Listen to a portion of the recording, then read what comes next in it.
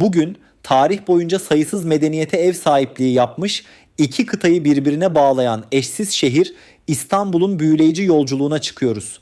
Serimizin bu bölümünde şehrin bilinen ilk kuruluşundan başlayarak Roma, Bizans ve Osmanlı dönemlerinin önemli dönüm noktalarını kronolojik olarak inceleyeceğiz.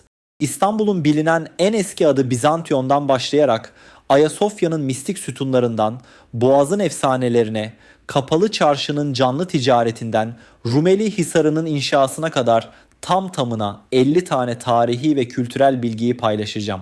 Hazırsanız İstanbul'un gizemli ve büyüleyici serüvenine birlikte dalalım.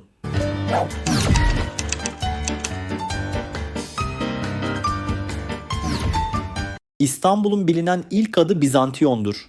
Bizantiyon ismi kurucusu olduğu söylenen Megaralı Kral Bizas'tan gelir. Halkıyla birlikte yeni bir yurt arayışına çıkan Bizas, kaderlerini şekillendirecek adımı atmak için Delfoy'den Pitya'ya, yani Orta Çağ'ın en güçlü kehanet merkezine başvurdu. Orakle'nin sözü gizemliydi. Kentini körler ülkesinin tam karşısına kuracaksın. Bu cevabın ne anlama geldiğini kimse bilmiyordu. Körler ülkesi diye bir yer duyan yoktu. Günler sonra gemileri Sarayburnu açıklarına yaklaştı. Vardıklarında muhteşem bir manzarayla karşılaştılar. Karşı kıyıda sımsıcak bir kentin parıldayan silüeti. Bizas aniden durdu. Gözleri o kıyıda Kadıköy, eski adıyla Halkedonya, beliren güzellikle büyülenmişti. Tüyleri diken diken olmuştu. Omuzlarını silkip bağırdı. Bu insanlar kör mü? Burası varken karşıda kent kurmuşlar. O anda bir şimşek gibi anladı. Körler ülkesi karşı kıyıdaki Kadıköy'dü. Göz göre göre bu büyüleyici yer oraya bırakılmış ama kimse orayı görüp değerlendirmemişti. Oracle'nin sözünün gizli anlamı işte buydu. Bizas harita gibi duran bu yeri görüp şehri kurmaya karar verdi. Böylece Avrupa kıyısında Sarayburnu'na bakan bu stratejik ve görkemli toprağa yerleştiler ve şehrin temelleri atıldı. Bizantiyon, yani Bizas'ın kenti. İstanbul'un ilk surları Bizantiyon'un kuruluş döneminde inşa edildi. Şehir daha doğmadan önce bu toprakların kaderini korumak için güçlü duvarlar örülmesi gerekiyordu. İlk surlar hem şehrin sınırlarını belirlemek hem de dış tehditlere karşı koruyucu bir kalkan olmak üzere yükseldi. O dönemde doğa kadar sert, insan eli kadar dayanıklı bu duvarlar gizemli bir güçle şehri çevrelerdi. Zaman içinde surlar sadece taş ve harçtan ibaret değil, aynı zamanda şehrin ruhunu ve kararlılığını simgeleyen birer tapınağa dönüştü. Bu savunma hattı Bizantiyon'un sadece fiziksel değil, ruhsal olarak da ayakta kalmasının temeli oldu. 330 yılında Roma İmparatoru Konstantin Bizantiyon'u Konstantinopolis ilan etti. Bu dönüm noktası şehrin kaderini tamamen değiştirdi. Roma İmparatorluğu'nun yeni başkenti olarak seçilen Konstantinopolis sadece siyasi değil, kültürel ve dini açıdan da dünyanın merkezine dönüştü. Şehir muazzam surlarla korundu, ihtişamlı saraylar, kiliseler ve pazarlarla donatıldı. Boğaz'ın iki yakasını birleştiren bu kadim kent, Doğu Roma'nın, yani Bizans İmparatorluğu'nun kalbi oldu. Burada doğan efsaneler ve mimari şaheserler İstanbul'un bugün bile büyüleyici atmosferinin temelini oluşturdu. Ayasofya'nın ilk versiyonu 360 yılında inşa edildi. Dünyanın en görkemli yapılarından biri olan Ayasofya'nın temelleri Bizans'ın yükselişiyle atıldı. İmparator 1. Konstantin'in oğlu 2. Konstantinos tarafından yaptırılan bu ilk kilise sadece bir ibadet yeri değil, aynı zamanda imparatorluğun gücünü ve inancını simgeleyen bir mabetti. O dönemden beri Ayasofya, mimari dehası ve büyüleyici atmosferiyle yüzyıllar boyunca insanların kalbine dokundu, kültürler ve dinler arasında köprü oldu. 447 yılında büyük bir deprem şehri derinden sarstı. Bu yıkıcı deprem Bizans'ın başkenti Konstantinopolis'in sakinlerini büyük bir korkuya boğdu. Şehrin yapıları, özellikle surlar ve kamu binaları zarar gördü. Bu felaket imparatorluğun hem mühendislik hem de savunma stratejilerini yeniden gözden geçirmesine neden oldu. Henüz yeni yapılmış olan Ayasofya'da bu yıkıcı sarsıntıdan nasibini aldı. Kubbesinde çatlaklar oluştu ve yapı güvenlik riski taşıdı. İmparator II. Theodosius döneminde başlatılan geniş çaplı onarımlar ve güçlendirme çalışmaları Ayasofya'nın ayakta kalmasını sağladı. 532'deki Nika ayaklanması şehrin büyük bir kısmını ateşe verdi ve yaklaşık 30 binden fazla kişinin hipodromda öldürülmesine neden oldu. Nika ayaklanması, Justinianus döneminde artan vergiler, sosyal adaletsizlik ve imparatorun sert yönetimine karşı halkın ve çeşitli fraksiyonların, özellikle hipodromdaki yarışçı gruplar, maviler ve yeşillerin birleşmesiyle patlak verdi. Başlangıçta spor müsabakalarındaki anlaşmazlıklarla başlayan gerilim kısa sürede geniş çaplı siyasi bir isyana dönüştü. İsyan sırasında şehirde büyük yangınlar çıktı, birçok yapı harap oldu ve halk ayaklandı. İmparator Justinianus, sadık generali Belisarius'un yardımıyla isyanı acımasızca bastırdı. Bu trajik olay sadece kayıplarla değil, aynı zamanda şehrin yeniden inşası için büyük bir dönüm noktası oldu. Ayasofya'nın bugünkü görkemli hali de bu yeniden inşa sürecinin bir parçasıdır. 1204 yılında 4. Haçlı Seferi Konstantinopolis'i işgal etti ve şehri büyük bir yıkıma sürükledi. Haçlılar Batı Avrupa'dan Kudüs'ü Müslümanlardan geri almak için yola çıktı. Ancak sefer sırasında siyasi entrikalar ve ekonomik çıkarlar devreye girdi. Latinler Bizans'ın başkenti Konstantinopolis'e saldırarak şehri ele geçirdi. Bu süreçte Ortodoks Bizans halkı ve Latin Haçlılar arasındaki dini ve kültürel farklar büyük bir gerilime yol açtı. Ortodokslar kendi imparatorluklarını ve inançlarını korumak isterken Latinler hem siyasi hakimiyet hem de Katolik kilisesinin etkisini artırmak için şehri işgal etti. 1261 yılında Bizans imparatorları 4. Haçlı Seferi'nin ardından kaybettikleri Konstantinopolis'i yeniden fethederek şehre egemen oldular. Şehir Latin işgalinden kurtulduktan sonra yeniden Bizans yönetimine geçti ve eski ihtişamını yeniden kazanma çabası başladı. Ancak bu dönem sürekli kuşatmalar ve saldırılarla geçti. Hem dış düşmanlar hem de iç karışıklıklar şehri zorluyordu. Özellikle Osmanlıların yükselişiyle beraber 1453'e kadar Konstantinopolis birçok kez kuşatıldı. Bu süreç şehrin savunma sistemlerinin sürekli güçlendirilmesini ve direncin artmasını sağladı. Ancak sonunda 1453'te Osmanlılar şehri fethetti ve İstanbul'un kaderi tamamen değişti.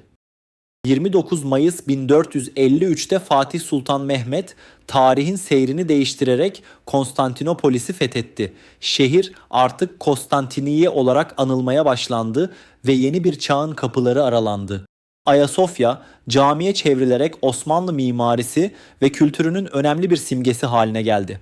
1460 yılında Topkapı Sarayı'nın inşasına başlandı. Bu saray Osmanlı padişahlarının yönetim merkezi ve ihtişamın simgesi oldu. Bir yıl sonra 1461'de Kapalı Çarşı kuruldu.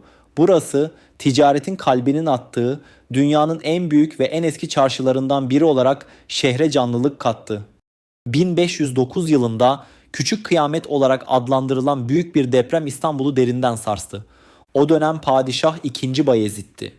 Deprem şehri yerle bir edercesine vurdu. Birçok tarihi yapı yıkıldı, sokaklar enkazla doldu. Halk arasında bu depremle ilgili efsaneler dolaşmaya başladı. Bir rivayete göre deprem Allah'ın bir uyarısıydı ve insanların hatalarını düzeltmesi için gönderilmişti. Bir başka efsaneye göre ise deprem sırasında gökyüzünde uğursuz işaretler görülmüş ve bu da halkın korkusunu artırmıştı. 1660 yılında yaşanan Büyük İstanbul yangını şehrin yaklaşık 1/3'ünü yok etti.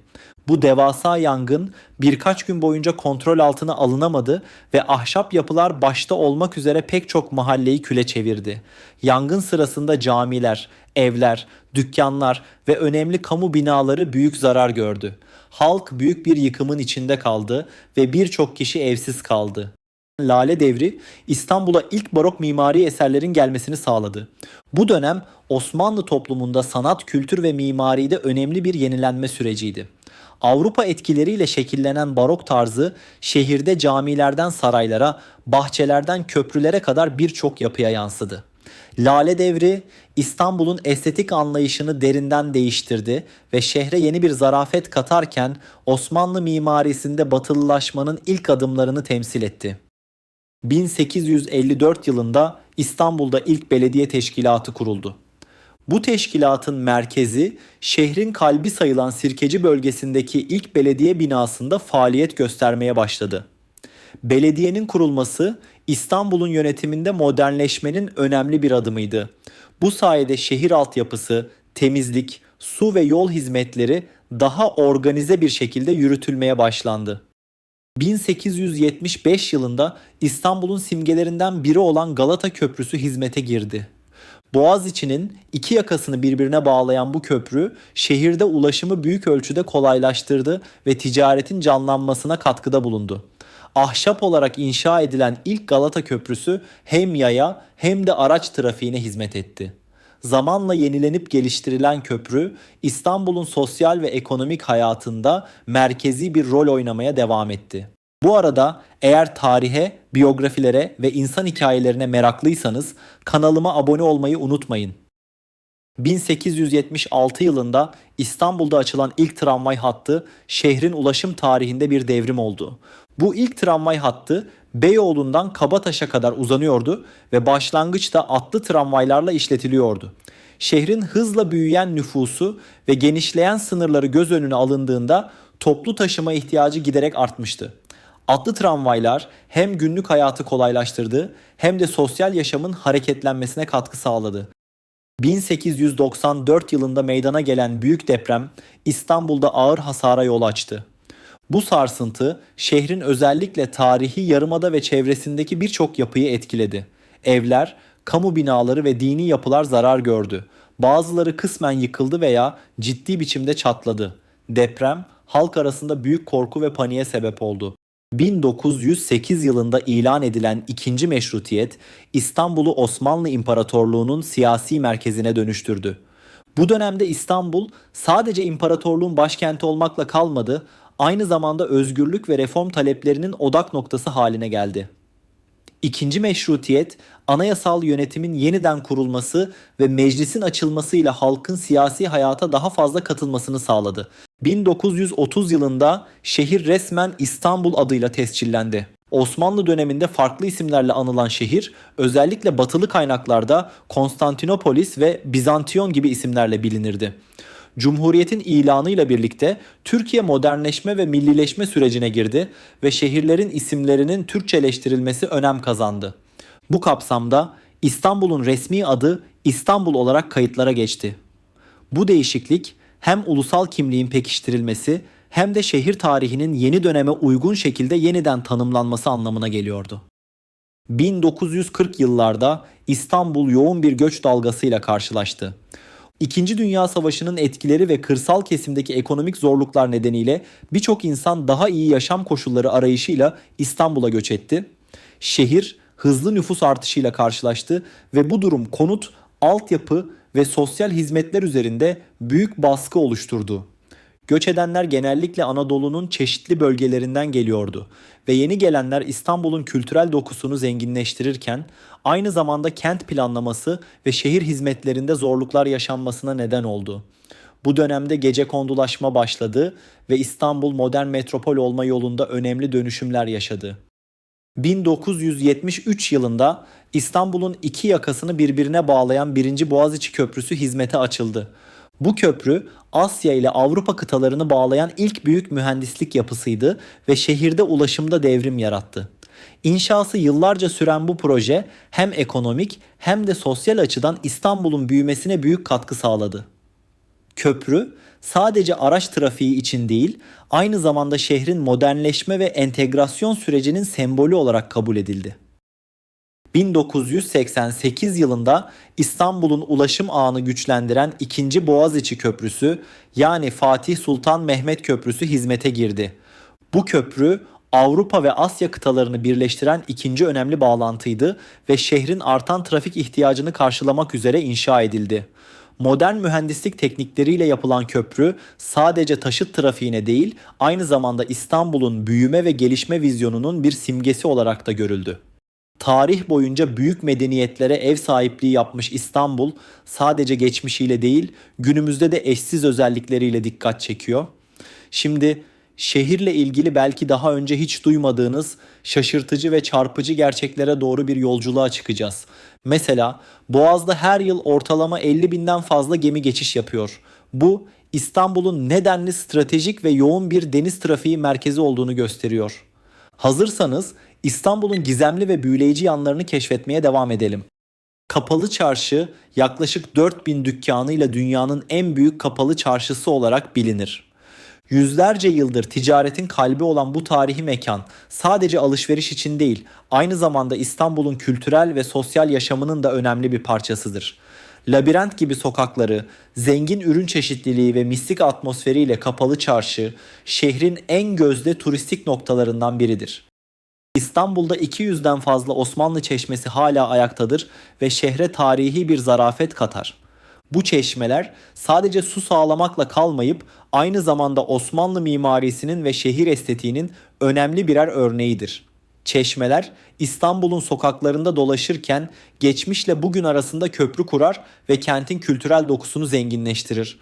Fatih Camii Bizans döneminde Havariyun Kilisesi'nin bulunduğu alana inşa edilmiştir. Bu cami Osmanlı döneminde hem dini hem de mimari açıdan büyük önem taşıyan bir yapıdır. Eski Bizans mirası üzerine kurulan Fatih Camii, İstanbul'un tarih boyunca geçirdiği kültürel dönüşümlerin somut bir sembolüdür.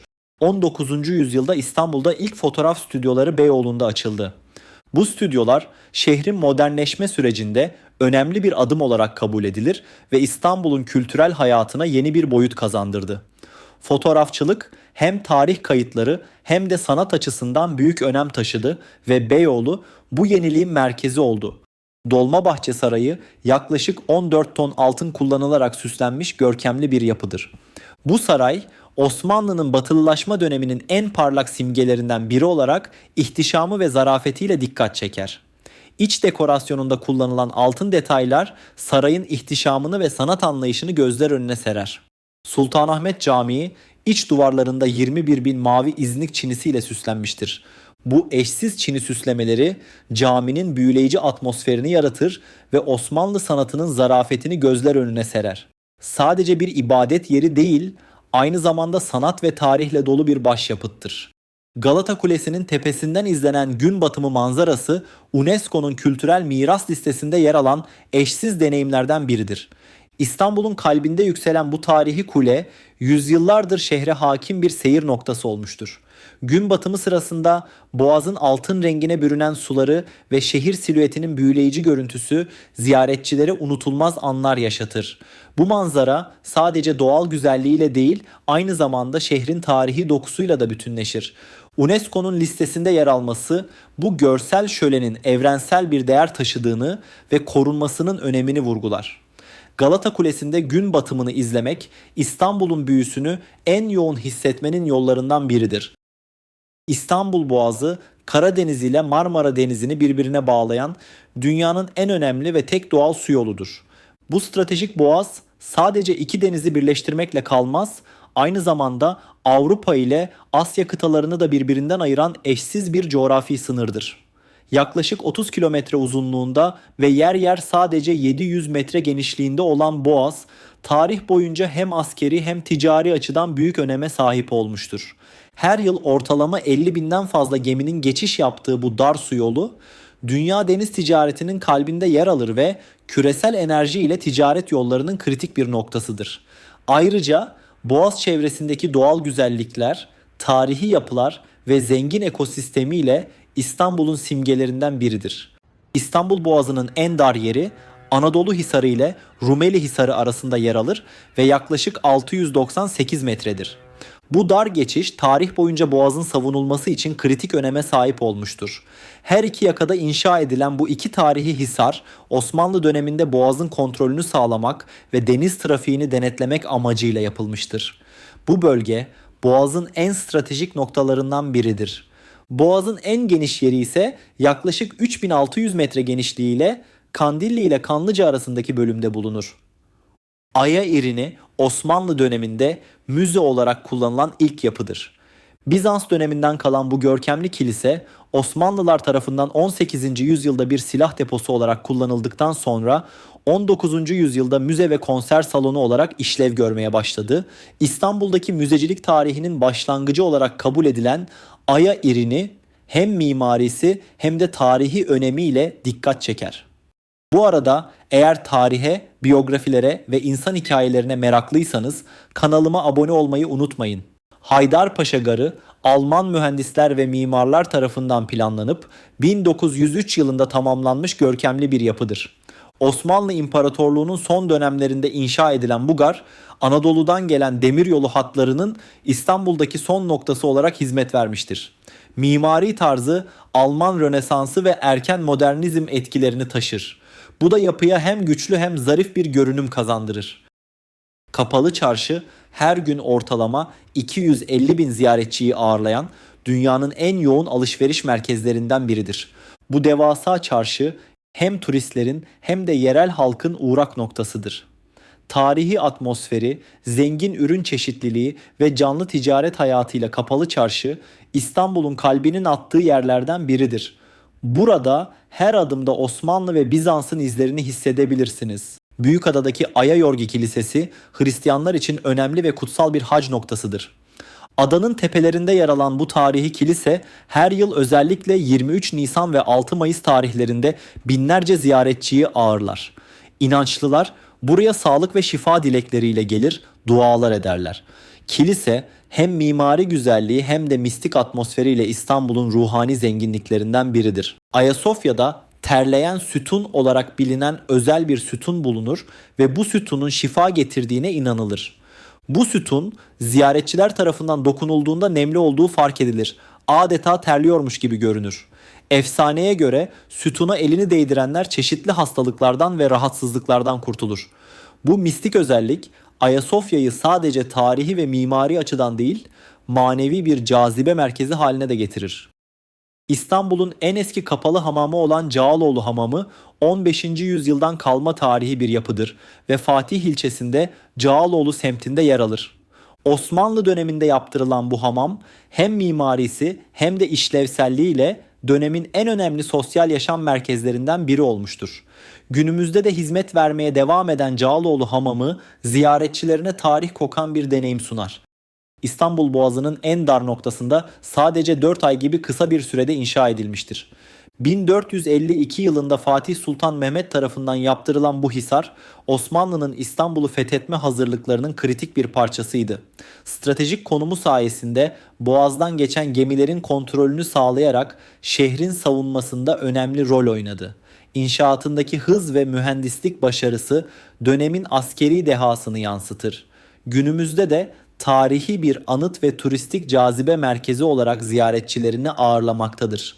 İstanbul'da 400'den fazla yeraltı sarnıcı bulunmakla birlikte bunların sadece birkaç tanesi ziyarete açıktır. En bilinen ve ziyaretçi kabul eden sarnıçlardan biri şüphesiz yere batan sarnıcıdır.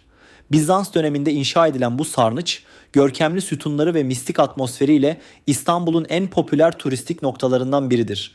Bir diğer önemli sarnıç ise Binbir Direk Sarnıcıdır. Yine Bizans döneminden kalma olan bu yapı, tarihi sütunları ve geniş iç hacmiyle dikkat çeker. Ayrıca Şerefiye Sarnıcı ve Heksagon Sarnıcı da belirli zamanlarda ziyaretçilere açılan diğer önemli yeraltı yapılarıdır. Ancak çoğu sarnıç özel izinler olmadan gezilememektedir ve büyük kısmı koruma altındadır. Kız Kulesi'nin en bilinen efsanesi kulede yaşayan bir prenses ve onun başına gelen trajik olaydır. Rivayete göre prensesin doğacağı gün bir kahin onun yılan sokması sonucu hayatını kaybedeceğini kehanet eder. Bunu önlemek için kral prensesi İstanbul Boğazı'ndaki küçük bir kuleye, yani Kız Kulesi'ne kapatır. Ancak kaderden kaçmak mümkün olmaz.